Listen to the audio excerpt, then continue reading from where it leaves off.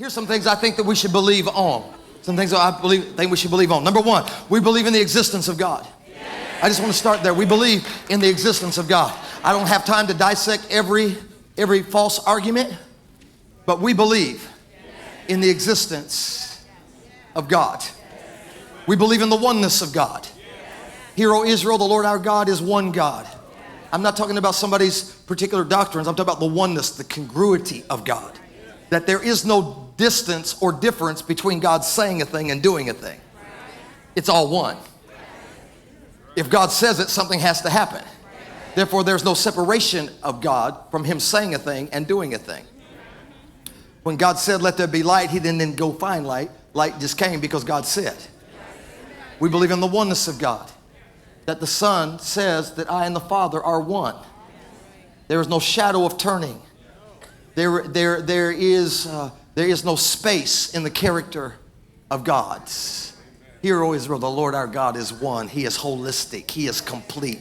He is proper. He is right. We believe in the oneness of God. He ain't one thing to somebody and another thing to somebody else.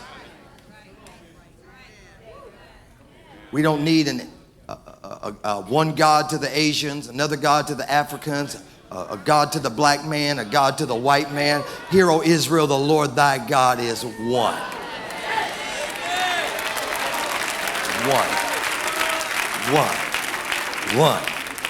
One. We believe in the sovereignty of God. We believe in the sovereignty of God. Because we believe in the sovereignty of God, we believe that God is the only free, unrestricted being in the entire universe. God does what he wants, when he wants, how he wants, with who he wants. He ain't got to check with nobody, ask anybody, get your permission, get your approval.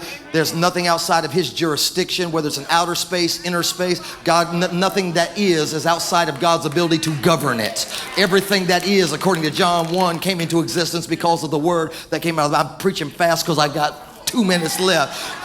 And I'm trying to get it to you, but we believe in the sovereignty of God. That means God makes decisions based on his own counsel.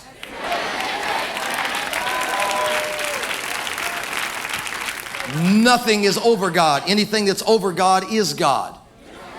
Therefore, God is not subject to anything because he is sovereign. He is not subject, he is sovereign. Everything is his subject, but he refuses to be anybody's subject. He is not subject to his own laws because his laws would be above him. He makes laws and breaks them, not because he's evil, but because he's sovereign. He creates laws that we have to function by, but he breaks them. He breaks laws of gravity, breaks laws of mathematics, he can say unto you, it's appointed unto man once to die, and then the judgment. And tell Lazarus, come on out. You're going to die twice. You died then, you're going to die later. He changes it because he is sovereign. I'm moving. We believe in the goodness of God. This is important coming after the sovereignty of God because since God is sovereign, he doesn't have to be good. If God wasn't good, what could you do about it? God is sovereign. This is what makes the goodness of God even more powerful because many religions in the world have a concept of a deity, but their deity is evil and oppressing. If you look at their statues, you see the feet of their deities and people all up underneath them because they're squashing them and pushing them down. And they live their life trying to appease and please a God that can never be satisfied. And because God is sovereign, he could, if he wanted to, he could be a tyrant. Huh? If God wanted to, he could be because he's sovereign. So the goodness of God is magnified to me because God is sovereign, but he has chosen to be good. He's a good God. I said he's a good God. Somebody needs to get the message out. He's a good God. We believe in the goodness of God. We believe in the righteousness of God. Yeah, the righteousness of God means that God is right. God is right. God's right when you don't think he's right. God's right when you think you're right, and your rightness is at odds with God's rightness. God is always right the first time. Therein is the righteousness of God. God is right. We believe in the justness of God. We believe in the justness of God, that God is just. That God is just. He will do that which is just. It may not happen in front of your face. You may not always see it, but God is just. God is just. We believe in a just God. Believe in a just God. Lastly then, before I close, I think somebody is playing with that clock back there. But we believe in the holiness of God. The holiness of God means that God is other, that he is not like anything else. He's not the first in a line. He's the only one in line. He's not the highest in a class of beings. He's the only one in the class. He is other. He is not a glorified man. He is not a super angel. He is holy. He is by himself. He exists in a realm so totally by himself that if he had chosen not to be known, you would have no way of knowing him. The only way you have of knowing him is because he chose to be known. We believe in a holy God. The reason that this is important is because holiness creates separation. Holiness brings the awareness that God is higher than me, that God is more righteous than I, that he is so beyond me that I cannot reach him.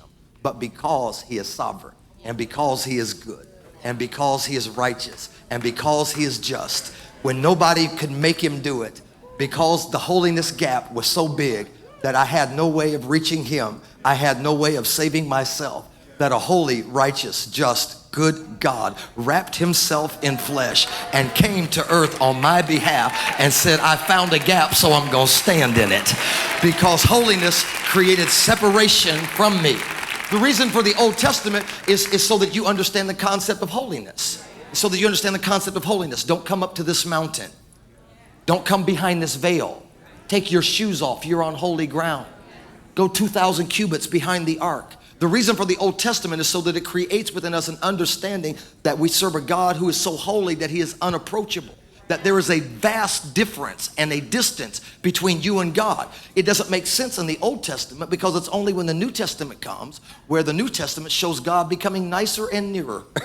And the reason it does is because God had to establish the concept of holiness so that you could appreciate the concept of grace. Because what God is trying to show you is that you didn't have the right to come up here. You didn't have the right to hang out with me. You didn't have the right to put your shoes on. You didn't have the right to call me Abba Father. But because I'm a good God, a righteous God, a just God, I just determined since I'm a sovereign God, I'm going to do what I want, and I'm going to say, take that veil down, put your shoes back on, tear down the ordinances that were against them, break down every hindrance, everything that is separating them, and bring them unto me, because I'm going to create a new species of being, and they are called believers.